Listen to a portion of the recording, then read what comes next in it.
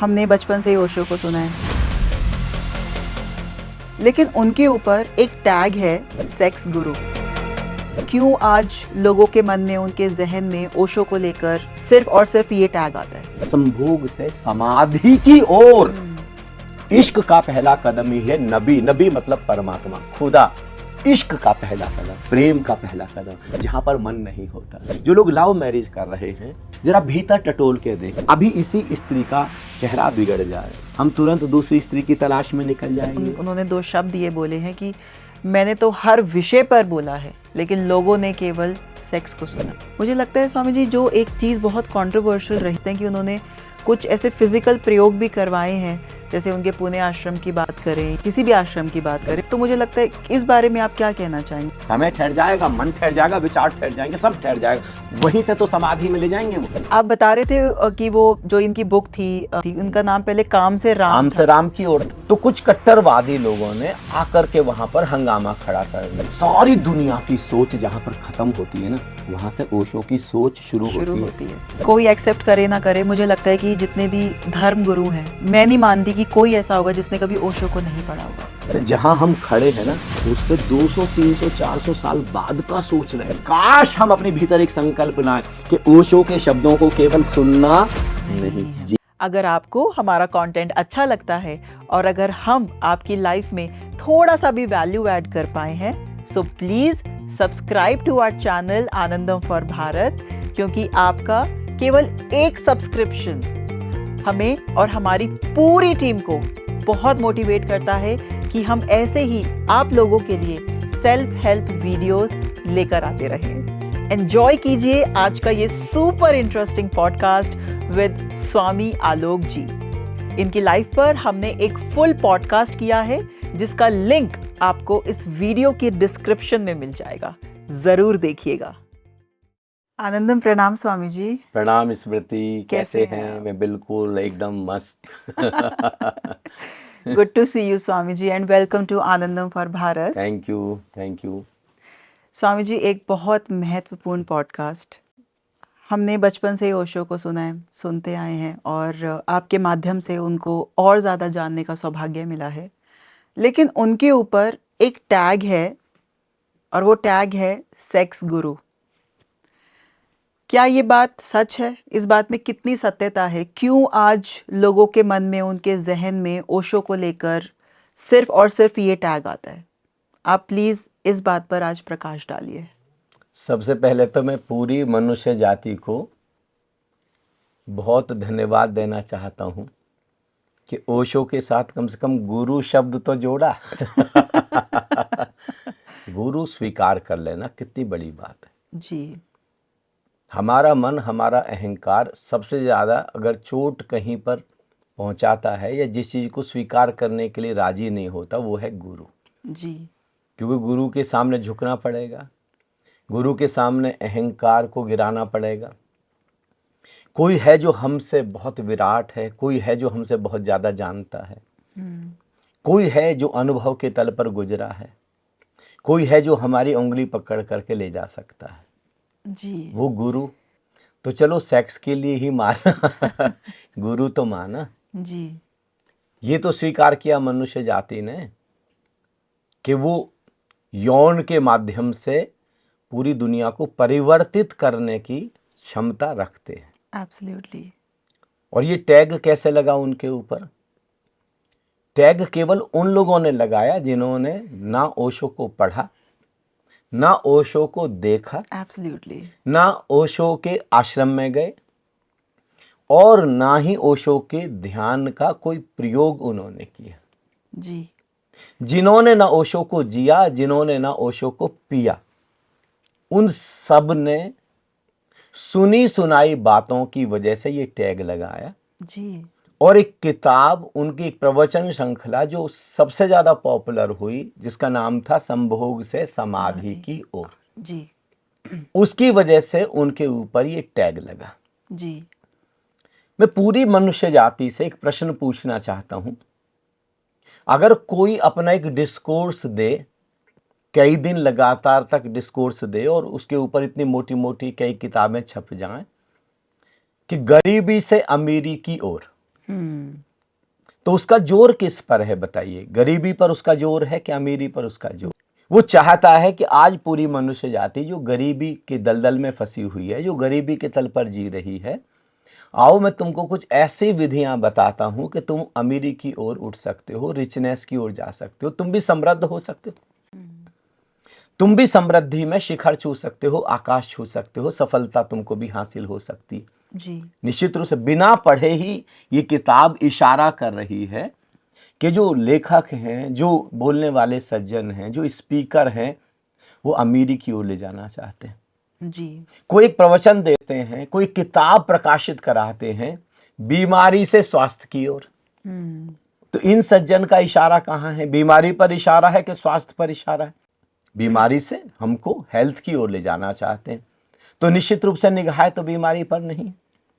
कितनी करुणा से भरे हैं, कितने प्रेम से भरे हैं कि हमको गरीबी से उठाना चाहते हैं, अमीरी पर लाना चाहते हैं, बीमारी से उठाना चाहते हैं हमको और स्वास्थ्य पर लाना चाहते हैं। जैसे कि तमसो माँ ज्योतिर्गमय, आओ अंधेरे से उजाले की ओर चलते हैं। हम ऋषि के प्रति कितने धन्यवाद से भरे, आओ अंधेरे से उजाले की ओर चले, असत्य से अस्तो माँ सदगमे, आओ असत्य से सत्य की ओर चलते हैं। मृत्योर माँ अमृतम गमे, आओ अब मृत्यु से और अमृत की ओर चलते हैं। तो इशारा किस तरफ है? अमृत की ओर। जी। इशारा किस तरफ है? सत्य की ओर। इशारा किस तरफ है? ज्योति की ओर, प्रकाश की ओर, आलोक की ओर इशारा है। ऐसे ही ओशो समाधि को इंगित करना चाहते हैं। अगर कोई इस प्रवचन श्रृंखला को, मैं तो कहता हूं शुरू में आप 10 मिनट सुन लें, शुरू में आप केवल 10 मिनट पढ़ लें, आप दीवाने हो जाएंगे। आपको पहली बार पता चलेगा ओशो केवल गुरु नहीं है, जादूगर है, जादूगर। He is a magician. Absolutely. आपके रोम रोम को हिला करके रख देंगे, आपकी एक एक कोशिका में बस जाएंगे। वो लोग जो डरे हुए लोग हैं ना, उनको लगता है कि एक बार किसी ने ओशो को पढ़ा तो बस ओशो का ही होकर रह जाएगा। ऐसे डरे हुए लोगों ने ये टैग लगाया। जी। और वो लोग जो हकीकत में काम से बहुत ही डरे हैं, जो सेक्स एनर्जी से बहुत डरे हैं, जो संभोग से बहुत ही डरपोक हैं, जिन्होंने इतना सप्रेशन किया है, जी। हमने इतनी सारी चीजों को दमन कर लिया है, पूरी मनुष्य जाति ने इतना कुछ आवेगों को जो बिल्कुल नैसर्गिक थे उनको इतना दमित कर लिया, इतना दमित कर लिया कि अब हम उन शब्दों की चर्चा तक करने में डरते हैं। कभी हमने अपने ब्रह्मचर्य आश्रम में, गुरुकुल में जाके बच्चों ने ऋषियों के साथ, मुनियों के साथ, मनीषियों के साथ में कला सीखी कि कैसे समाधि तक जा सकते हैं संभोग से ऊपर उठ करके, और तब गृहस्थ आश्रम शुरू किया। राइट। ओशो ने ये पहल की और ओशो ने एक विजन देखा कि जो सेक्सुअलिटी है, जो कामुकता है, वो बढ़ती चली जाएगी और हर समय पर बढ़ती चली जाएगी। करेक्ट। समय के साथ साथ बढ़ती चली जाएगी। पहले मनुष्य जाति कामुक नहीं है, वहां पर यौन है, सेक्स है, लेकिन कामुकता नहीं, सेक्सुअलिटी नहीं, वो बिल्कुल भद्दी है। सेक्स भद्दा नहीं, कामुकता। उसकी वजह से समाज नीचे की ओर गिरता है। तो इससे पहले कि समाज नीचे की ओर गिरना शुरू हो, हमारा अधोपतन हो, आओ अब हम आकाश जैसी ऊंचाइयों पर चलते हैं। और गौरी शंकर क्या है? पूरे जीवन का गौरी शंकर है समाधि। अब महर्षि पतंजलि को देखें। महर्षि पतंजलि परम शिखर छूने तक के 8 कदम बताते हैं। पहले 7 कदम ओशो का भी पूरा प्रवचन, वो नहीं सुनेंगे हम। अब मैं तो कहता हूं संभोग से समाधि की ओर भी नहीं सुना। जी। अगर आप सुन लेंगे तो आप उनके ऊपर कभी कटाक्ष कर ही नहीं सकते। जी। आप सच में ही उनके प्रति ग्रेटिट्यूड से भरेंगे कि अरे इतना शानदार भी, इतना वंडरफुल भी किसी का अनुभव हो सकता है। कोई हमारी अंगुली पकड़ करके और कीचड़ से वहां आकाश में लेकर के हमको जा सकता, जमीन से, अर्थ एलिमेंट से कोई स्काई एलिमेंट पर। संसार यानी अर्थ एलिमेंट, यस। धर्म यानी स्काई एलिमेंट। संभोग क्या है? अर्थ एलिमेंट है। समाधि क्या है? स्काई एलिमेंट है। इतना सा ही तो डिफरेंस है। जी। अगर आप केवल अर्थ एलिमेंट भी जरूरी है, भोजन उसी से मिलेगा, पानी उसी से मिलेगा, सब्जी उसी से मिलेगी, फल उसी से मिलेंगे, वेरी इंपॉर्टेंट, मकान वहीं पर बनेगा, रहना वहीं पर होगा, शरीर उसी से निर्माण होगा, वेरी इंपॉर्टेंट। लेकिन फिर जब शरीर छूटेगा और जब शरीर में नहीं थे तो कहां पर है? स्काई एलिमेंट, आकाश तत्व में है। तो वो समाधि है। उसका न अनुभव है, न उसकी चर्चा है, न उसके प्रति कहीं खोज है, न कहीं पर कोई अन्वेषण है। जिसको हम कह रहे हैं, ढूंढता फिरता था मैं इकबाल अपने आप को, आप ही गोया मुसाफिर, आप ही मंजिल हूं मैं। क्या मंजिल है? कौन हूं मैं? कहां हूं मैं? हकीकत में ये विराट अनंत आकाश। ओशो कितनी जगह, हजारों जगह ओशो कह रहे हैं, अंत में ध्यान भी नहीं, 7वें कदम पर है ध्यान। जी। महर्षि पतंजलि कह रहे हैं, पहला कदम यम, दूसरा नियम, तीसरा आसन, चौथा प्राणायाम, 5वां प्रत्याहार और छठा धारणा, 7वां ध्यान। ध्यान को भी छोड़ना है। अभी ध्यान भी एक फैशन की तरह पूरे विश्व में आ गया है। करेक्ट है ना? भगवान गौतम बुद्ध ने बहुत बड़ा विज्ञान दिया, भगवान महावीर ने भी बहुत बड़ा विज्ञान दिया, और प्रभु ये क्या कहते हैं, परम गुरु ओशो ने भी इतना बड़ा विज्ञान दिया ध्यान के ऊपर। लेकिन ओशो ने लगातार बोला, भगवान गौतम बुद्ध ने भी लगातार बोला, ध्यान पर रुकना नहीं है, निर्वाण, जहां पर परम स्वतंत्रता, परम मुक्तता है, अल्टीमेट लिबरेशन है। ऐसे ही भगवान महावीर ने बोला, ध्यान पर रुकना नहीं, केवल्य, जहां पर तुम मिट गए, पूरे अस्तित्व में तुम निराकार की तरह फैल गए और बस निराकार चैतन्य ही रह गया, ये केवल्य है। तो वहां तक तुमको पहुंचना है। ओशो लगातार बोल रहे हैं, ओशो के सैकड़ों हजारों प्रवचन मैंने सुने, ध्यान पर रुकना नहीं है। पेज नंबर तक बता सकता हूं मैं, सारे ओशो जगत को, बाकी सबको भी बता सकता हूं मैं। ओशो की प्रवचन श्रृंखला है सबे सयाने एक मत, वहां पर एक प्रश्न का उत्तर दे रहे हैं, page number 147, page number 148, page number 149। स्पष्ट बोला है, ध्यान पर रुकना नहीं। ध्यान में इतने शानदार शानदार अनुभव होते थे, सुंदर सुंदर, कहीं पर प्रकाश है, कहीं पर कोई संगीत है, कहीं पर ऊर्जा का जागरण है, कहीं पर ऊर्जा इधर उधर हो रही है, हिलोरे ले रही है। इच्छा होती है कि बस यहीं रुक जाए, रुकना नहीं है, जाना है समाधि की यात्रा पर। और समाधि कहां बोल रहे हैं? समाधि का अनुभव जिनको है बस वही जानते, परम चैतन्यता, जहां पर प्योर कॉन्शियसनेस रहेगी, जहां पर जानने वाला भी मिट गया, जहां पर शुद्ध ज्ञान है, प्योर, जहां पर विजडम है, जहां पर वो समाधि है, जहां पर बस जैसे अनंत आकाश है, बस परम आनंद है, वहां तक हमको पहुंचना है। और ओशो कितने कितने तरकीबों से, हद हो गई है बिल्कुल जी। इतनी विधियां तो धरती पर आज तक किसी ने, मैं तो ऐसे बिल्कुल चमत्कृत होता रहता हूं कि कोई एक व्यक्ति, देखो मुश्किल से 58-59 ईयर्स तक वो रहे जी, 1931 में, और वो भी दिसंबर में, मतलब 1931 तो चला ही गया, क्योंकि 11 दिसंबर को तो ओशो आए हैं धरती पर, अवतरित हुए हैं जी। और फिर 1990 में वो धरती से विदा हो गए। देखिए जनवरी में, एक साल तो, यानी करीब करीब 58 ईयर्स में जी। जिसमें से कितने साल वो मौन रहे, बहुत सालों तक साधना भी उन्होंने की है। इतने कम समय में कोई इंसान इतना विराट कार्य भी कर सकता है। मैं तो जब उनके कार्य को देखता हूं तो मेरी तो आंखें फटी रह जाती। मैं तो फिर अपने आप को आकलन करता हूं, मैं अपने आप को एनालाइज करता हूं, कहीं 0.0001% भी हम एग्जिस्ट नहीं करते। मतलब पूरी जिंदगी भी हम दौड़े, एक सेकंड भी अगर हम कहीं ना रुके, एक सेकंड भी, और बस पूरी मनुष्य जाति में बांटते जाएं, बांटते जाएं, बांटते जाएं, लुटाते जाएं, लुटाते जाएं, लुटाते जाएं, एक एक सांस पूरी मनुष्य जाति पर कुर्बान कर दें, तब भी कितना होगा, होश होगा, 0.1% भी नहीं हो पाएगा। कितना विराट योगदान है, पूरी मनुष्य जाति को उन्होंने हिला करके रख दिया। मैं भगवान शिव की इतनी पूजा करता था, हर छठे महीने 14 साल की उम्र से कांवर भरता था, इतनी शिद्दत के साथ में। और मुझे पता भी नहीं था कि कोई विज्ञान भैरव तंत्र जैसी चीज है जिसमें भगवान शिव ने अल्टीमेट विधियां दी। 108 विधियां और 4 अविधि दी हैं, 112 इतनी अल्टीमेट है, जी। मुझे पता भी नहीं था। ओ क्या कमाल है ओशो ने, एक एक विधि को जैसे उन्होंने खुद जिया है।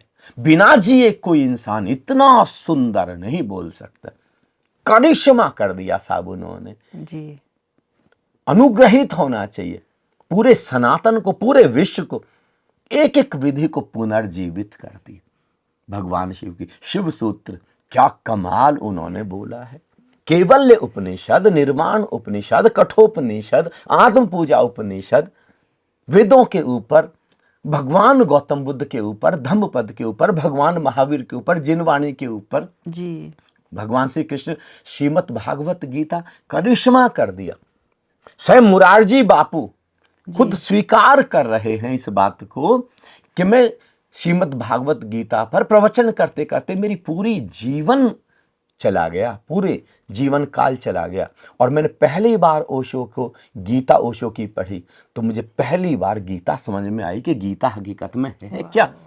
क्योंकि ओशो उसी ऊंचाई से, उसी परम शिखर पर चढ़ करके बोल रहे हैं, समाधि के गौरी शंकर पर। भगवान श्री कृष्ण वहां से आकाश के अंतिम शिखर से बोल रहे हैं, वो भी युद्ध के मैदान में। करिश्मा कर दिया भगवान श्री कृष्ण ने, और ओशो ने तो कमाल कर दिया, उनको जैसे पुनर्जीवित कर दिए।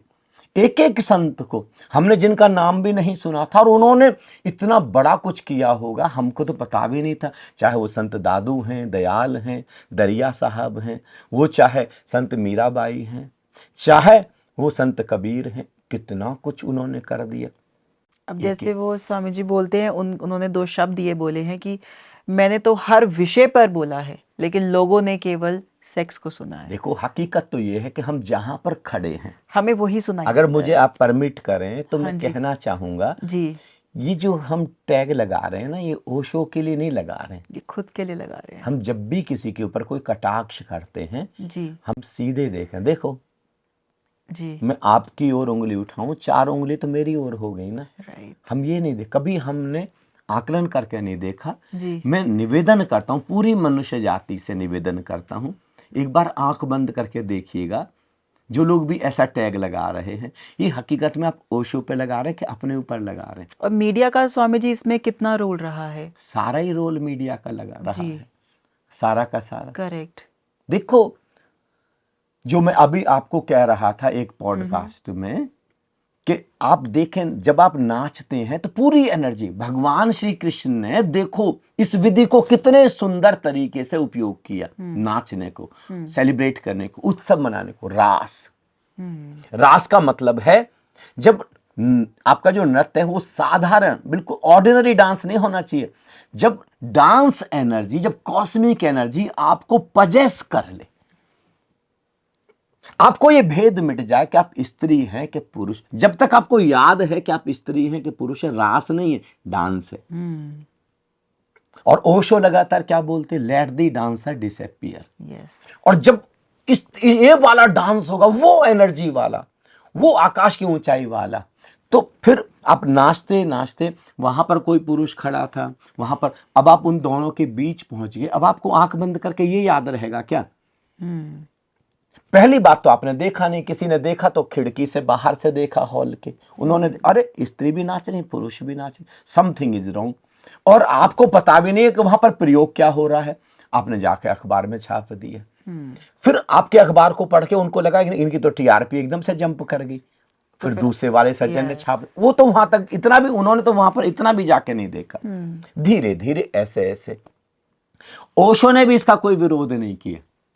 ओशो को तो लोग कहते हैं, जो उनके बिल्कुल करीब के लोग कहते हैं, ओशो को तो इन सब चीजों में मजा आता था। आप बता रहे थे कि वो जो इनकी बुक थी, ये समाधि जो बुक थी, उनका नाम पहले काम से राम से राम की ओर था। राइट। जब इन्होंने पहला प्रवचन शुरू किया, राइट, तब इसका नाम था काम से राम की ओर। हाँ जी। तो कुछ कट्टरवादी लोगों ने आकर के वहां पर हंगामा खड़ा कर दिया। हाँ। और ओशो है बहुत ज्यादा रिवॉल्यूशनरी, बहुत ही क्रांतिकारी है। उन्होंने कहा अब तुम करो हंगामा, अब मैं और भी खतरनाक नाम रखूंगा। तो उन्होंने काम से राम की ओर की बजाय संभोग से समाधि की ओर। इतना सुंदर बोला है, इतना सुंदर। और क्या बोला है टोटल, कैसे सेक्स एनर्जी ट्रांसफॉर्म हो जाए। राइट। और विशेष रूप से समाधि के ऊपर वो लगातार जोर दे रहे हैं। देखिए समाधि में बेसिकली जब भी समाधि फलित होगी, कभी भी कैसे पहचानेंगे आपको समाधि फलित होगी, कैसे आपको पता लगेगा अब मैं उस स्तर पर आ गई, मैं उस लेवल पर पहुंच गया। उसमें बेसिकली मिनिमम 3 कंडीशंस फुलफिल होंगी। पहली condition, A state of thoughtlessness. कोई भी एक भी सिंगल भी विचार नहीं होगा जब समाधि फलित होगी। पूरे यूनिवर्स से विचार विदा हो जाएंगे। और पूरे यूनिवर्स से विचार कैसे विदा होंगे, आपके अंदर से विचार विदा हुए, पूरे यूनिवर्स से विचार आपका होना पूरे यूनिवर्स का होना है। और पूरे यूनिवर्स का होना, पूरे ब्रह्मांड का होना आपका होना अलग अलग नहीं है। विचारों की वजह से, मन की वजह से हमारा डिफरेंस है। हम यूनिवर्स के साथ एक नहीं अनुभव कर रहे, हम अलग है। जैसे कोई बूंद है वो सागर से अलग अनुभव करती हो, उसको लगता है मैं अलग हूं, सागर अलग है।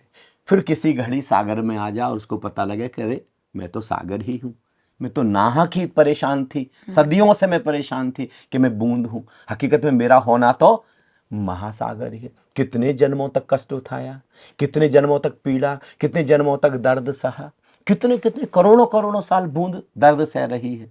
और सागर से मिल जाए तो क्षण भर में, क्षण भर भी कहना हमारी भाषा की कमजोरी है। क्षण भर भी कहां, बस इधर युगपथ पैरेलल, बिल्कुल इधर बूंद सागर में गई, इधर विलीन हुई। और कब तक आप विलीन नहीं होंगे, जब तक विचार हैं, जब तक मन है।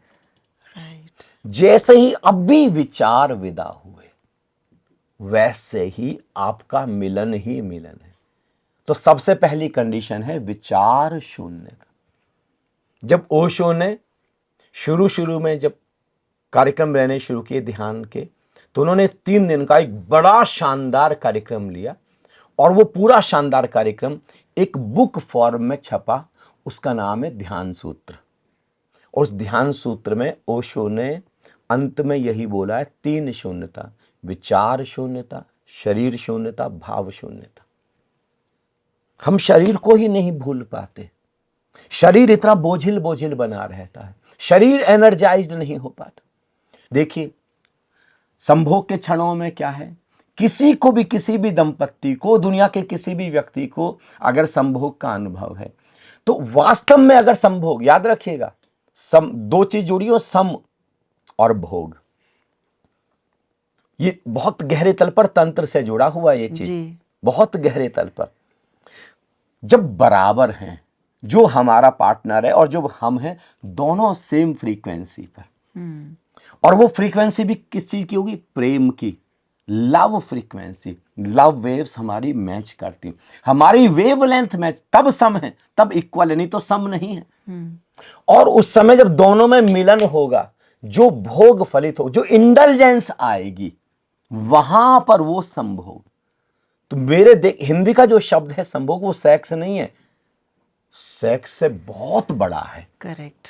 वहां पर दोनों एक तल पर आ गए, दोनों प्रेम के तल पर आ गए, दोनों भाव के तल पर आ गए, दोनों एनर्जी के सेम लेवल पर आ गए वहां पर।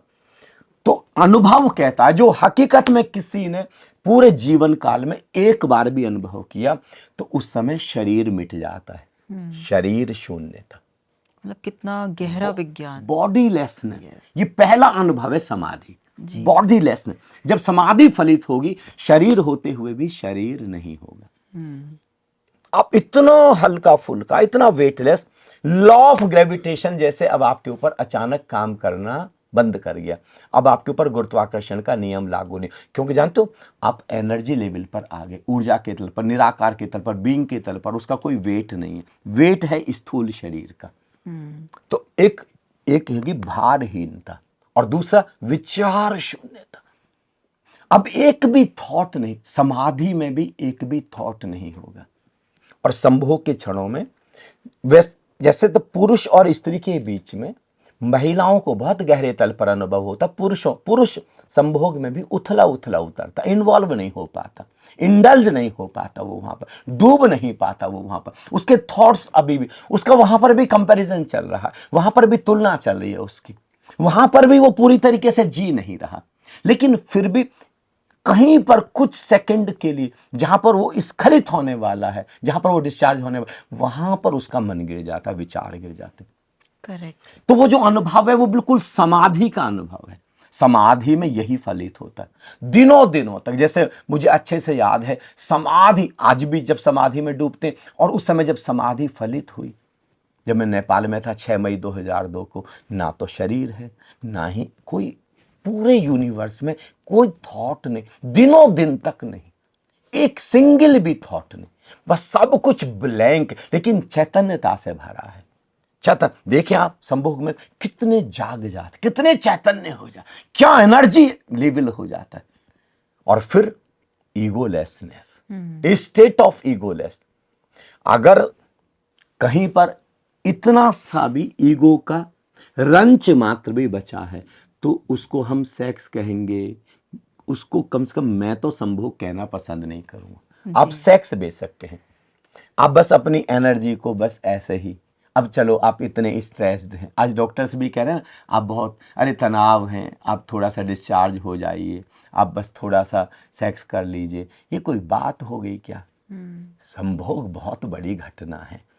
और यहां इसके माध्यम से आप प्रकृति में जा रहे हैं, याद रखिएगा, संभोग में जब उतर रहे हैं तो प्रकृति का हिस्सा है, लेकिन यहीं से अब आप प्रकृति का अतिक्रमण कर सकते हैं, बियॉन्ड प्रकृति जा सकते हैं। राइट। यहां से समाधि वही तो बियॉन्ड प्रकृति। अब वहां पर परम आकाश में आपकी छलांग लग सकती है। ये ओशो इसी बात को है और पूरे जीवन भर करते रहे, वो अलग अलग विषयों के माध्यम से करते रहे, वो कितना कितना विराट, मतलब कुल मिलाकर के वो कुछ भी बोलेंगे, लेकिन अंत में वो ध्यान और समाधि पर व्यक्ति को लेकर जाएंगे, अंत में वो चैतन्यता पर व्यक्ति को लेकर जाएंगे, ईगोलेसनेस पर व्यक्ति को लेकर जाएंगे। चाहे वो जीसस का एग्जाम्पल दें, वो जीसस के बहाने से कहें कि भाई जीसस से किसी ने पूछा तुम्हारे प्रभु के राज्य में कौन प्रवेश कर सकता है, और जीसस कहते हैं जो बच्चे जैसा। अब बच्चे में क्या है? ईगो नहीं है, बच्चे के पास विचार नहीं है, शरीर होते हुए भी शरीर का भान बच्चे को नहीं है, थॉटलेस स्टेट में जी रहा है, ईगोलेस स्टेट में जी रहा है, बॉडी लेसनेस में बच्चा जी रहा है।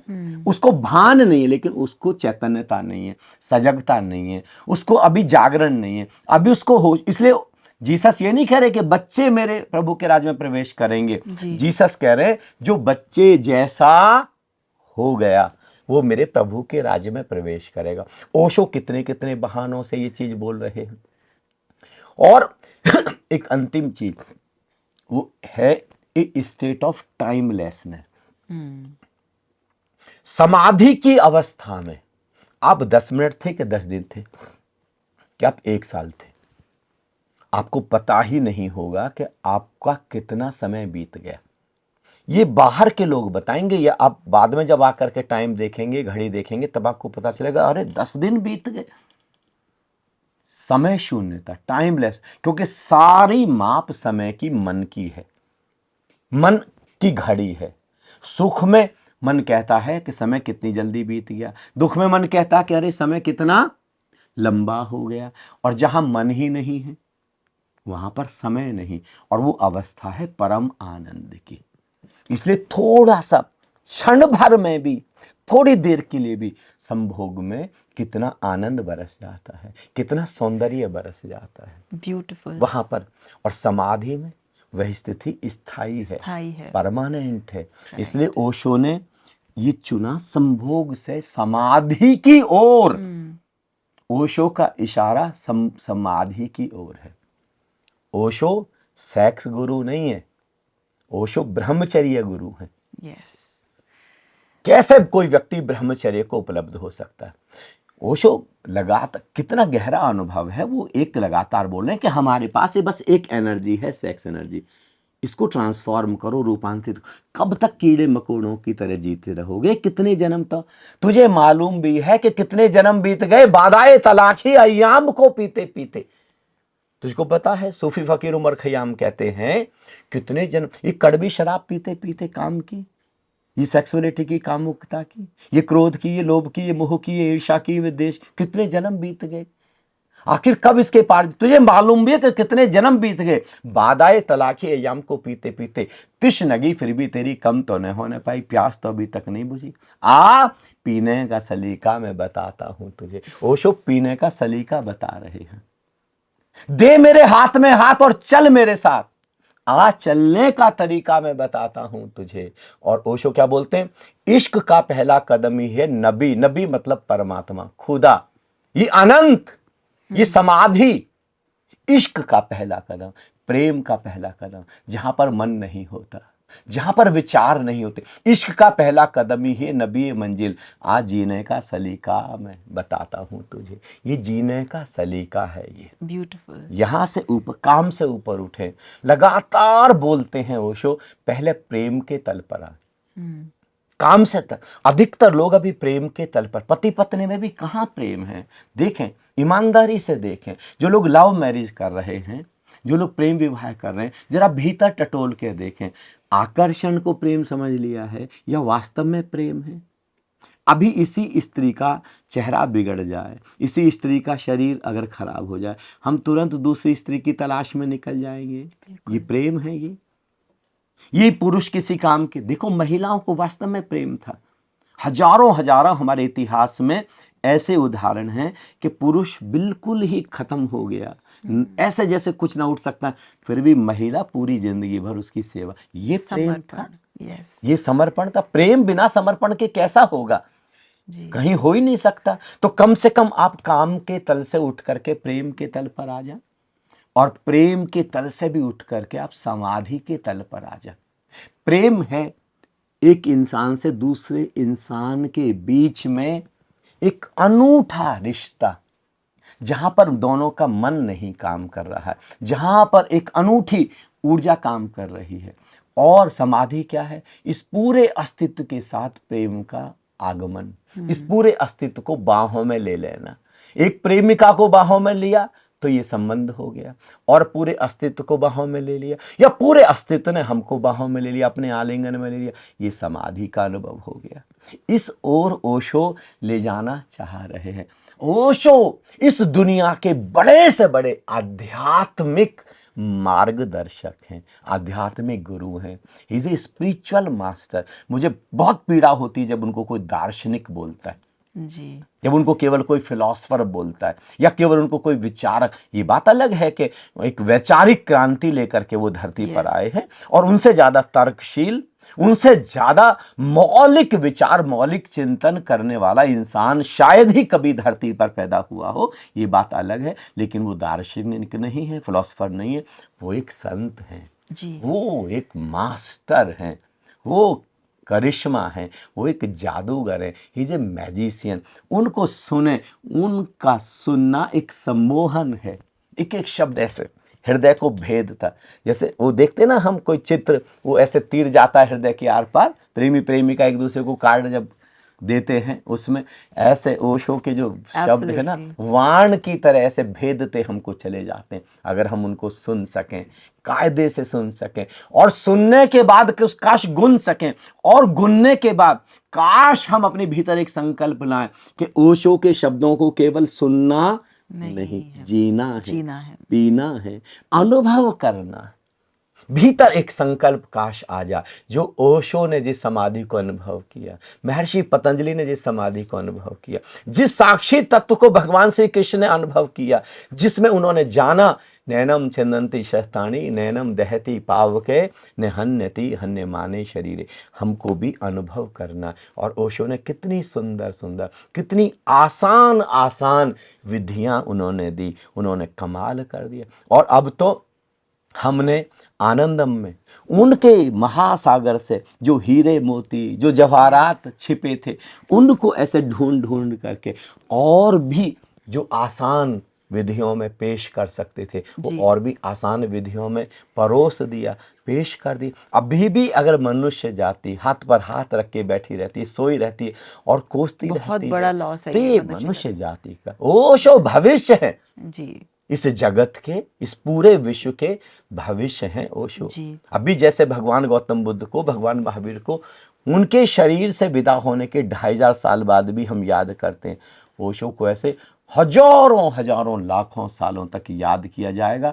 और बहुत जल्दी ये धरती समझ पाएगी कि ओशो का जो योगदान है ना, वो अमूल्य धरोहर है इस धरती की। एब्सोल्युटली वो क्या करिश्मा है, ये धरती का सौभाग्य रहा है कि ओशो जैसी शख्सियत धरती पर अवतरित हुई। उन्होंने धरती को चुना, ये हमारा सौभाग्य। यस और मैं तो अपना सौभाग्य मानता हूं कि मेरे जीवन में किताबों, चलो मैंने उनको साक्षात नहीं देखा, मैंने साक्षात उनको आमने सामने नहीं जी पाया, इसके लिए तो मैं बहुत बिलखता रहा, रोता रहा, तड़पता रहा कि ऐसा दुर्भाग्य मेरे जीवन में कैसे हो। लेकिन उनको पढ़ने के माध्यम से, उनकी विधियां करने के माध्यम से हम उनको जी सके, उनको पी सके, उनको अनुभव कर सके, उनको जिस समाधि की बात करते हैं उसका स्वाद चख सके। ये उनका कितना बड़ा, देखते हैं मेरे जैसे करोड़ों करोड़ों चेतनाओं को एक चिंगारी दे करके तो चले। स्वामी जी आपके माध्यम से हम उनको पी सके तो आपके लिए उस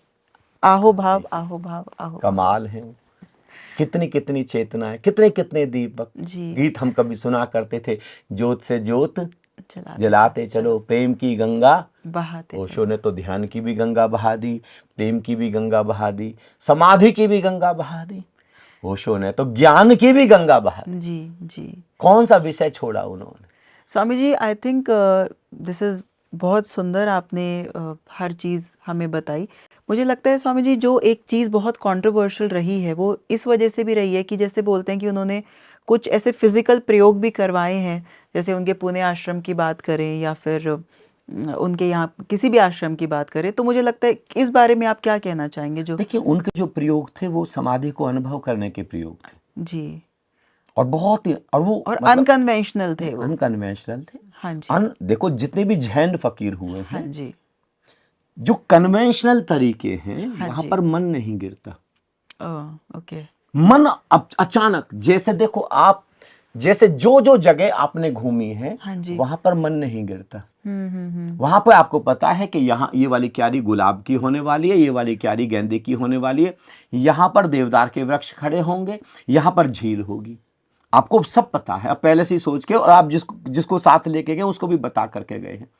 किसी सडन कोई आपको ऐसी जगह लेकर के चला जहां आपको पता ही नहीं है कि वहां पे क्या है, और वहां का सौंदर्य देख के आप अभिभूत हो जाए, वहां पर मन गिर जाएगा आपका, क्योंकि सडन आपके साथ में ये हुआ है, अचानक। पहली बार आपने किसी नदी को देखा, पहली बार किसी पहाड़ को देखा, पहली बार ऐसी हवाओं को देखा, पहली बार आपने किसी घटाओं को देखा, अचानक मन गिर जाता है। जैन गुरुओं के पास क्या होता रहा, जैसे जैन गुरु, आप जैन गुरु के पास में जापान, आप बड़ी प्रेम से बात कर रहे हैं, जैन गुरु भी प्रेम से बात कर रहे हैं, आप बड़ा जैन गुरु के प्रति धन्यवाद व्यक्त कर रहे हैं, अहोभाव व्यक्त कर रहे हैं कि आपने मुझे ज्ञान दिया। अब ये बात 1 घंटे से चल रही है, इतना सब कुछ सहज, अचानक जैन गुरु खड़ा होगा और आपको थप्पड़ थप्पड़ थप्पड़ मारना शुरू कर देगा। आप तो हैरान हो जाएंगे, सब कुछ एवरीथिंग वाज करेक्ट, अचानक क्या हुआ। अब अचानक आपका मन गिर, गैस तो अब एकदम न्यूट्रल गियर में आ गया, एकदम न्यूट्रल गियर में। अगर जैन गुरु ऐसे में उठ करके आपको गले लगाता तो आप न्यूट्रल गियर में नहीं आ सकते थे, मन नहीं गिर सकता था आपका, लेकिन उसने आपको मन गिराने के लिए इसके बिल्कुल विपरीत। और अचानक आप नाराज थे, गुरु को गाली देना शुरू किया, जैन मास्टर को, और वो बैठ के मुस्कुरा रहा है।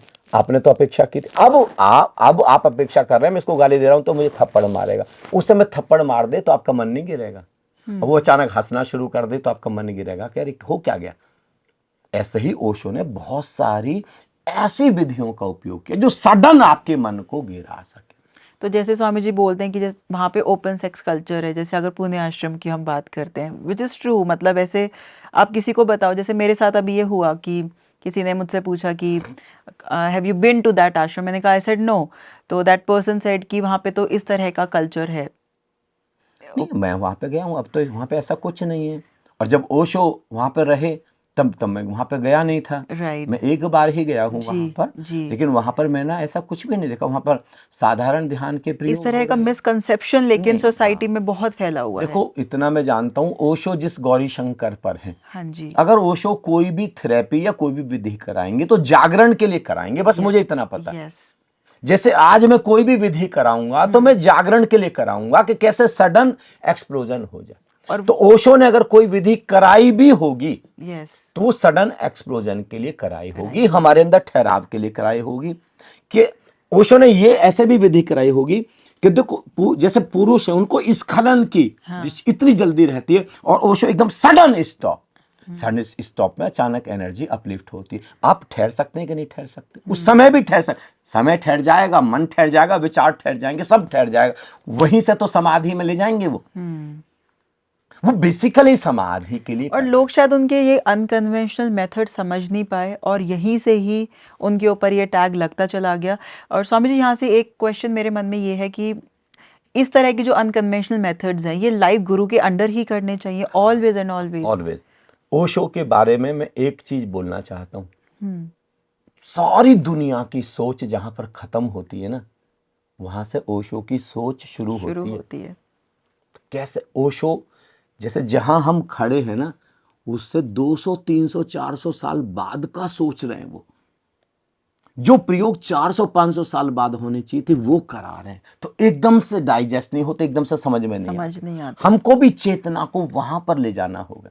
करेक्ट। हम जैसे जैसे विकसित होते जाएंगे, हमारी चेतना जैसे जैसे अपलिफ्ट होती चली जाएगी, वैसे वैसे हम ओशो को समझेंगे। और केवल ओशो का नहीं, संत कबीर हैं, भगवान गौतम बुद्ध हैं, भगवान महावीर हैं, भगवान शिव हैं, भगवान श्री राम हैं, भगवान श्री कृष्ण हैं, भगवान श्री आदि शंकराचार्य हैं, महर्षि पतंजलि हैं, प्रभु ईसा मसीह। हम इनको समझ पाए, नहीं तो हम क्या बस इनको आरती उतारेंगे, हम केवल समझ नहीं पाएंगे जी। और इनकी विधियों को हम जी नहीं पाएंगे और अपने अनुभव में उतार नहीं पाएंगे हम। तो मेरा कहना है केवल आरती नहीं, केवल पूजा नहीं, उनको जो विधि उन्होंने बताई है उनको उतारना और उस अनुभव से गुजरना। और मैं तो सारे के सारे पूरी मनुष्य जाति को मैं तो एक चैलेंज करता हूं, मैं उनको कहता हूं, आपके सामने एक चुनौती पेश कर रहा हूं।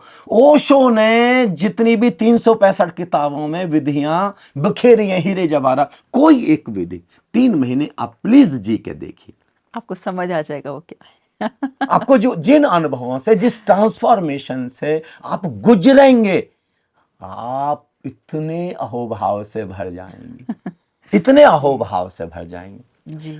और बहुत सारी चीजें ओशो ने स्ट्रेटजी की तरह जी यूज की हैं कि किसी भी तरीके से। ओशो तो बल्कि जब अखबार में कुछ ऐसा छपता था, ओशो तो बच्चे जैसे उछल के नाचते थे कि लो आज फिर छप गया। अब इसको पढ़ के कुछ लोग आएंगे, इसको पढ़ के करेक्ट कुछ तो आएंगे ना, इसको पढ़ के लोगों को लगता है अरे ये व्यक्ति है, देख के तो आओ हकीकत में हो क्या रहा। वो जब आएंगे तो यहाँ के अपने आप ही ट्रांसफॉर्म हो जाएंगे। और चलो किसी भी बहाने आए, कोई एक्सेप्ट करे ना करे, मुझे लगता है कि जितने भी धर्म गुरु हैं, मैं नहीं मानती कि कोई ऐसा होगा जिसने कभी ओशो को नहीं पढ़ा होगा। हकीकत तो ये है, अगर आप मुझे सत्य कहने के लिए परमिट करें, आज की तारीख में चाहे मोटिवेशनल स्पीकर हैं, चाहे धर्म गुरु हैं, 99.9.1% में इसलिए कह रहा हूं कि लोग अपने लिए गिन लें जो ओपन डिक्लेयर नहीं कर सकते, सब ओशो को ही पढ़ के बोलते जी। और मैं उनको निवेदन करता हूँ, चलो पढ़ना शुरू किया जी, जीना भी शुरू करें जी, अनुभव भी करना शुरू करें।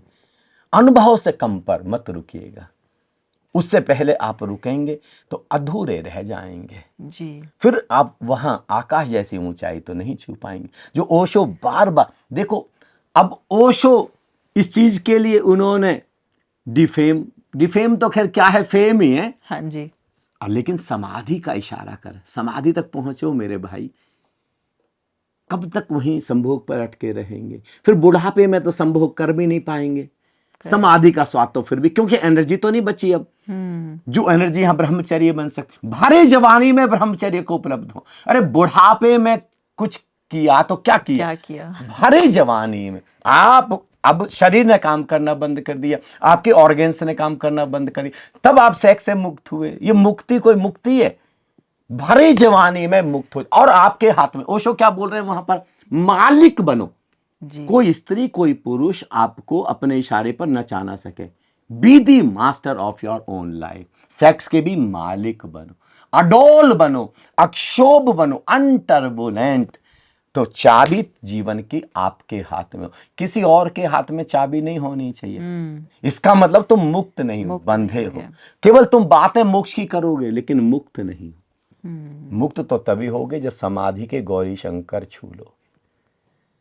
ये ओशो हैं, खिलते हुए कमल हैं, वो अनंत आकाश है। किसी ने सही बोला है स्वामी जी, आने वाले टाइम में मंदिरों में हर ओशो नजर आने वाले हैं। भविष्य है वो। भविष्य है, ही इज द फ्यूचर। वो ब्यूटीफुल। जीवंत मंदिर है। जी। वो एक तरीके से अपने एक जीता जागता मंदिर है। एब्सोल्युटली। हम एक, मैं तो कहता हूं आप केवल एक किताब, मैं कहता हूं एक किताब भी नहीं, केवल एक चैप्टर, कोई एक विधि पढ़ें और जिए भीतर। उनकी कोई बुक आप रिकमेंड करना चाहेंगे स्वामी जी हमारे व्यूअर्स को, जो वो पढ़ सकते हैं, और उनकी कोई एक विधि एटलीस्ट? जो प्रारंभ आप करें ध्यान सूत्र से। ध्यान सूत्र। करिश्मा है वो एक किताब, ध्यान सूत्र। जी। यहां से शुरू करें। उसकी कोई एक पर्टिकुलर विधि जो कोई भी व्यक्ति आसानी से कर सकता है? संकल्प की विधि, वहां संकल्प से शुरू कर रहे हैं, संकल्प। फिर समर्पण पर जा रहे हैं। जी। संकल्प यानी ध्यान, समर्पण यानी समाधि। राइट। वहां तक हमको जाना है। कोई भी एक विधि चुन ले आप, उनके डायनेमिक मेडिटेशन चुन ले, कोई भी विधि 3 महीने तक कंटिन्यूअस करें। जी। सबसे बड़ी विधि तो देख, किसी भी बहाने अंदर निराकार। मैं तो कहता हूं आप आरती उतार रहे हैं, आपको बहुत अच्छा लगता है, आप सनातन परंपरा से जुड़े हैं, मैं भी परंपरा से जुड़ा हूं, मैं भी वहीं से आता हूं, लेकिन आपको केवल आरती पर नहीं रुकना, आरती के बहाने अब भीतर निराकार में जाना है। आप कुछ भी, कोई कीर्तन कर रहे हैं, कोई भी, किसी भी पर, बहुत सारी परंपरा जहां पर कीर्तन होता है, केवल कीर्तन पर नहीं रुकना। कीर्तन हो गया, बैठ करके अब निराकार में, क्योंकि उस निराकार से समाधि का द्वार खुलेगा। राइट। वहां से जहां पर मन गिर जाएगा, अहंकार गिर जाएगा, समय गिर जाएगा, वहां से आपका प्रवेश हो जाएगा। फिर आप पहली बार ओशो को समझ पाएंगे। अभी मुझको भी लगता था मेरी हिंदी बहुत अंग्रेजी अच्छी है, मेरी अंग्रेजी बहुत अच्छी है, तो मैं ओशो को समझता हूँ। नहीं, जब मैंने पहली बार एक ओंकार सतनाम अनुभव किया, जब मैंने पहली बार राम रतन को अनुभव किया, जब पहली बार सदगुरु ने मुझे बताया, लाइव मास्टर ने, कि ये है नाद, अनहद नाद है, ये नूर है, ये खुदा का, परमात्मा का आलोक है, प्रकाश है, और इसमें इस ढंग से डूबना। जब मैं डूबा और जब समाधि फली, तब मुझे लगा कि नहीं, अब ओशो थोड़े समझ में, तब भी ऐसा लगा, अब मुझे लगा कि नहीं, अब मेरी ये कहना बेईमानी होगी कि मैंने ओशो को समझना शुरू कर दिया। जैसे जैसे चेतना का स्तर उठ रहा, तब लगता, अरे बाप रे, ओशो ने ये भी जाना, ओशो ने ये भी जाना, अरे ओशो ने ये भी बोल दिया, ये भी कह दिया। जिन अनुभवों से आप गुजरते हैं, सहस्त्रदल कमल जब आपका खिलेगा, भीतर चेतना का कमल, अरे ओशो ने ये भी बोल दिया। जी। आपको जो आपको स्वाद का अनुभव होगा, सुगंध का अनुभव होगा, अमृत का अनुभव होगा, शाश्वतता का अनुभव होगा, सनातनता का अनुभव होगा, आपको परम चैतन्यता का अनुभव होगा, अनंता का, तब आपको लगेगा, अरे ओशो ने ये भी बोल रखा, ये भी बोल रखा, और पता नहीं क्या क्या है जो ओशो जानते रहे, जो हमने अभी तक नहीं जाना। क्योंकि परमात्मा तो अनंत अनंत है, इनफाइनाइटली इनफाइनाइट है, वो कितना रहस्य में, रुकना नहीं है, रुकना नहीं है। स्वामी जी, आनंदम के किसी प्रोग्राम के बारे में आप बताना चाहेंगे जहाँ पे इस तरह की विधियां लाइव सभी में बेसिक, हमारे बेसिक कोर्स से शुरू हो जाए जी। केवल 3 डेज का हमारा बेसिक कोर्स है, मतलब इतना जबरदस्त है, इतना जबरदस्त। मैं इसलिए नहीं कह रहा हूँ कि मतलब हमारा कार्यक्रम है, मैं इसलिए नहीं कह रहा हूँ। अगर जब मैंने साधना शुरू की थी, जिस समय मेरे अंदर प्यास जगी थी, पहली बार ओशो को पढ़ के 1994 में, और जब मैं अंधेरे में टटोल रहा था, जब मैं बहुत रोता था, बिलखता था, तड़पता था, काश ये ऐसा 3 दिन का प्रोग्राम मुझको करने मिल जाता, तो मैं तो निहाल हो जाता, उसी एक कार्यक्रम में शायद मेरी बात बन जाती जी।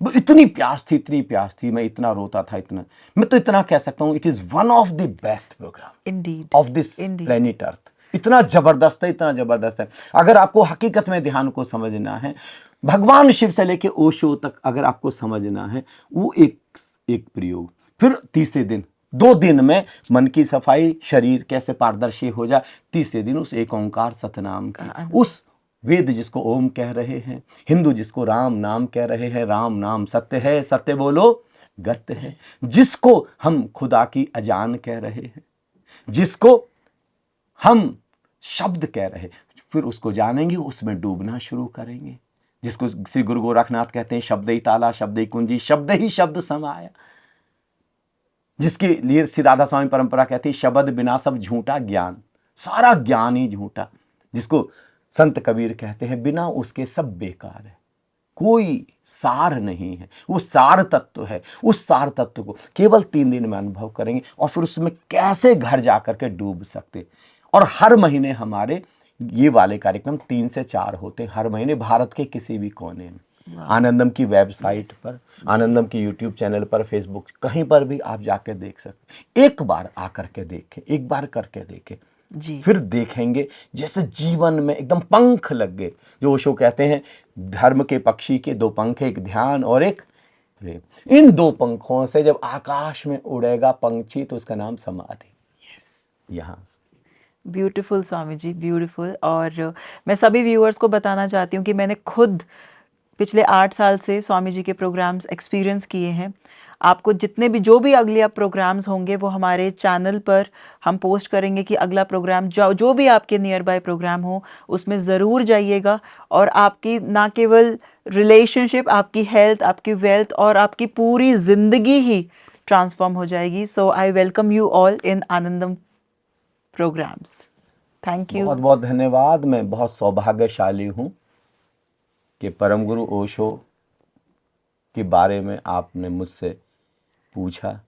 स्वामी जी, ये मेरा मैं तो सौभाग्य है। उनका कण भर भी उनके बारे में मैं बताने की योग्यता नहीं रखता, एक इतना सा भी अंश मात्र भी बताने की काबिलियत नहीं रखता। लेकिन मैं इतना कहता हूँ, जिस ओशो को जीते ही सबको जी लिया जाता, ओशो को पीते ही सबको पी लिया। जैसे आप सागर का एक गिलास कहीं से चख लें, पूरा सागर वही है। बड़ा सौभाग्य है मेरा। Thank you so much Swami ji. धन्यवाद। Thank you.